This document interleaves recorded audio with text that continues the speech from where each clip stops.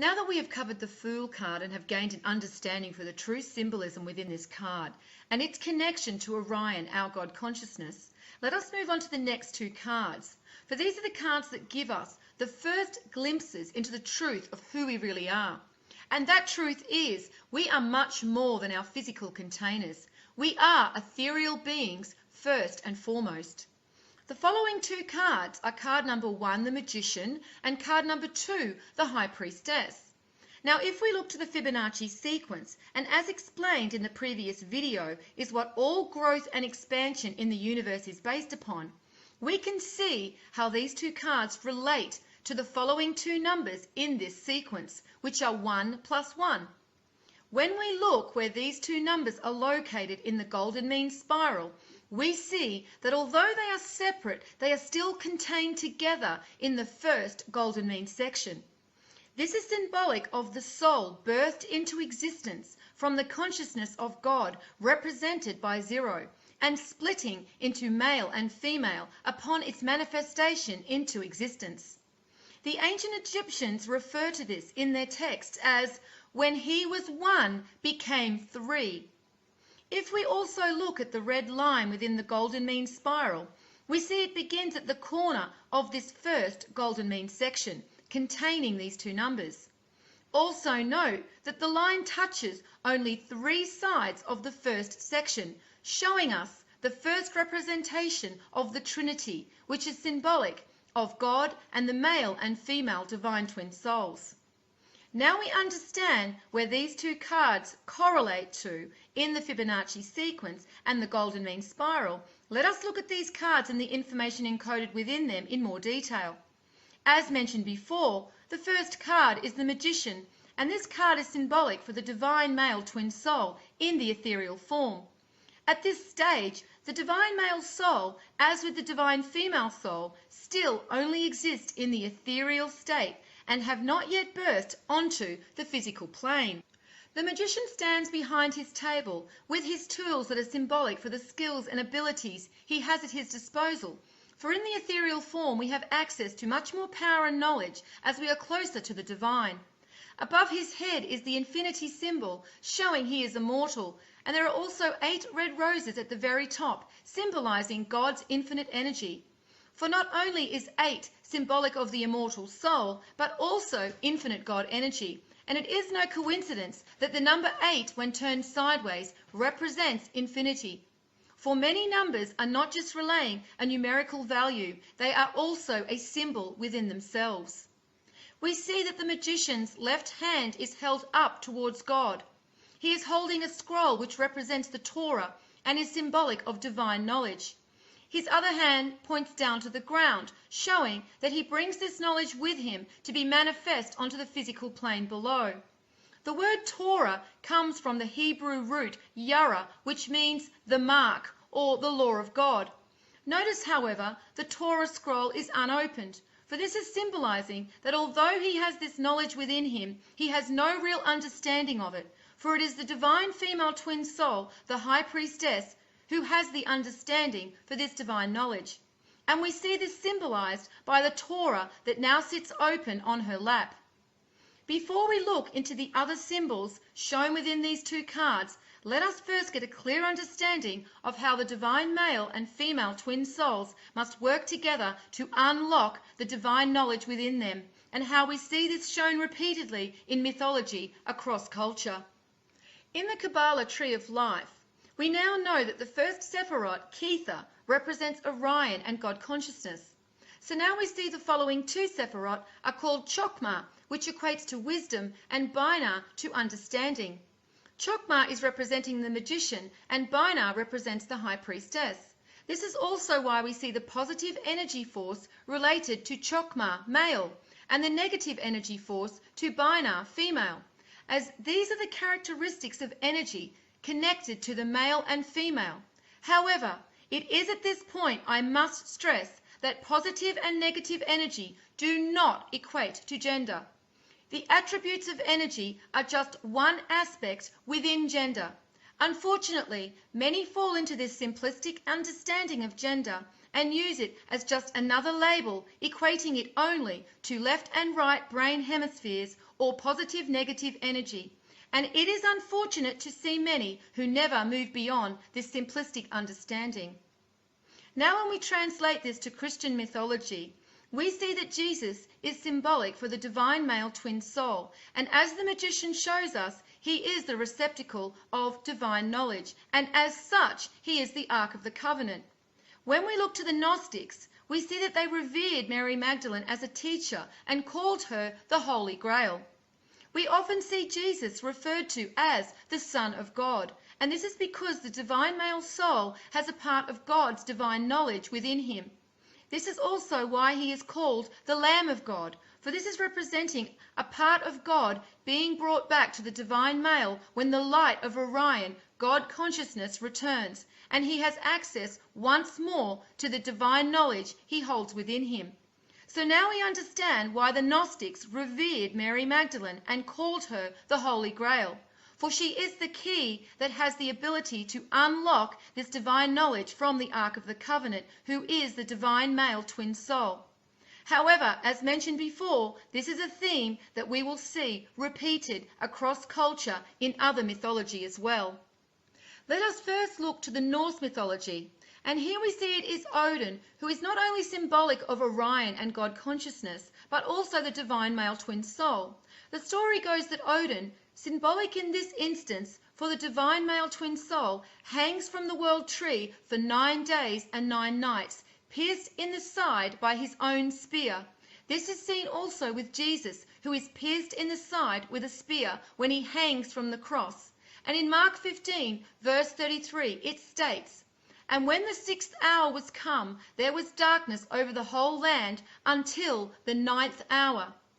So we see again the number 9 is mentioned in both accounts of Odin and Jesus. The number 9 is the number of the divine. It is the Trinity within the Trinity, like a fractal within a fractal. It is symbolic of the male and female divine souls reuniting with God consciousness, and shows each holds a part of the divine within them as well as each other.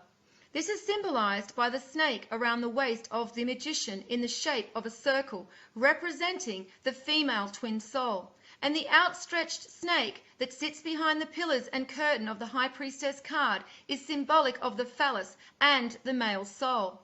The circle and rod, which are symbolic for the male and female, are repeatedly seen represented in symbolism across cultures. For more understanding of this, we can also look to the yin-yang symbol that shows the male and female twin soul, each with a part of the other within them. Yin-yang is not representing energy as we have been led to believe, for energy must be absolute in its polarity. What this ancient symbol is representing are the twin souls. So let us return to Odin, who hung from the world tree for 9 days and 9 nights. After this time, he is given divine knowledge by way of the runes, but it is said that it is Freya, his consort, the embodiment of the divine female twin soul, that teaches Odin the magic and knowledge of the runes. However, even when we look to Odin in his representation of Orion and God consciousness, we see that he has 2 ravens called Hugin and Munin. In Old Norse, Hugin means thought, and Munin means memory or mind.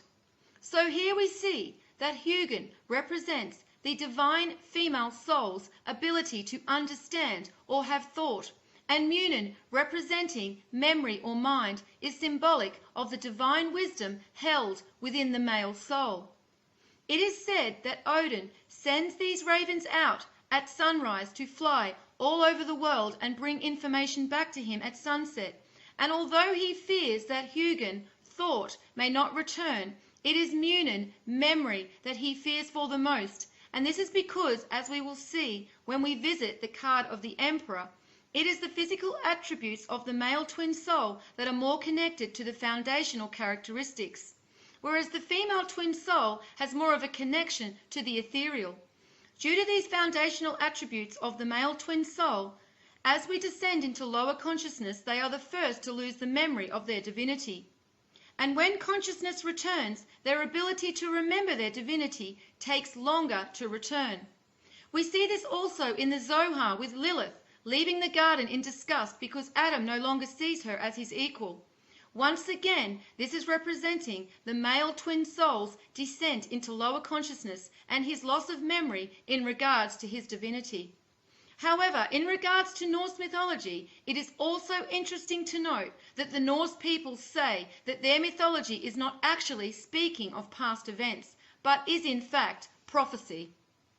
But it does not end with Norse mythology, for as we look between the many layers of Hindu mythology, we can see the god Shiva and his consort Shakti once again symbolize the divine male and female twin souls in their ethereal form.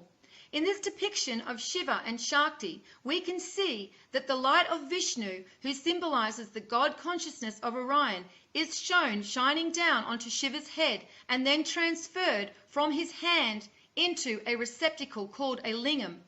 The lingam is a container and correlates to the Ark of the Covenant.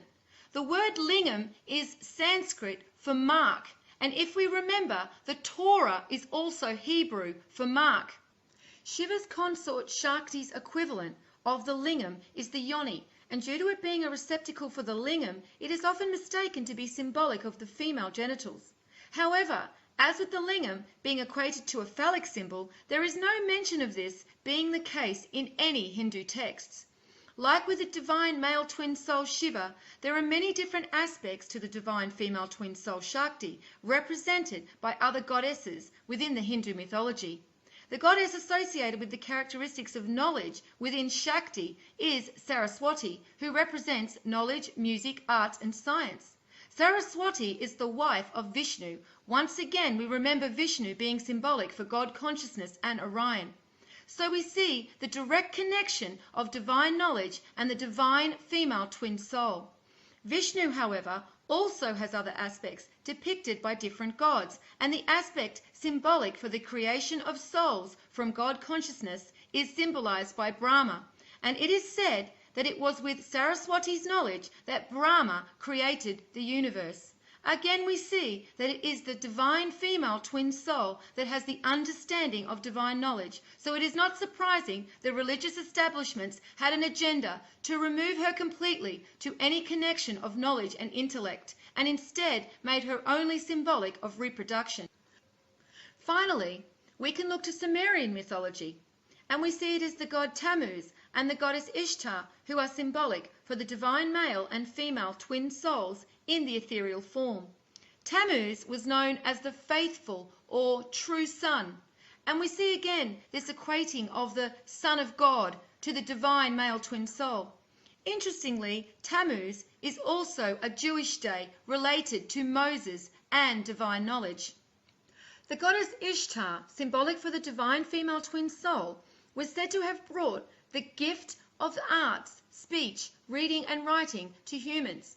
However, it is said that these gifts were kept away from the primitive humans, showing that divine knowledge is only accessible in a time of higher consciousness, when the light of Orion once again returns to us. It is also said that these gifts were not Ishtar's to give, but in fact she had to receive them from her father Enki first. Enki represents Orion, God consciousness. So again we see that it is the divine female twin soul that has an understanding for divine knowledge, while it is the divine male twin soul that carries it within him as the Son of God. So it seems that by universal design that no one being, male or female, has complete access to divine knowledge. Therefore, no one being has complete power. And we see this reflected in Plato's philosophical text called the Symposium, where he writes, "According to Greek mythology, humans were originally created with 4 arms, 4 legs, and a head with 2 faces. Fearing their power, Zeus split them in 2 separate beings, condemning them to spend their lives in search for their other halves. So now we have a thorough understanding for the roles of each divine twin soul in regards to accessing divine knowledge. We can begin to look further into the rest of the symbolism within the Magician and High Priestess tarot cards in the next video."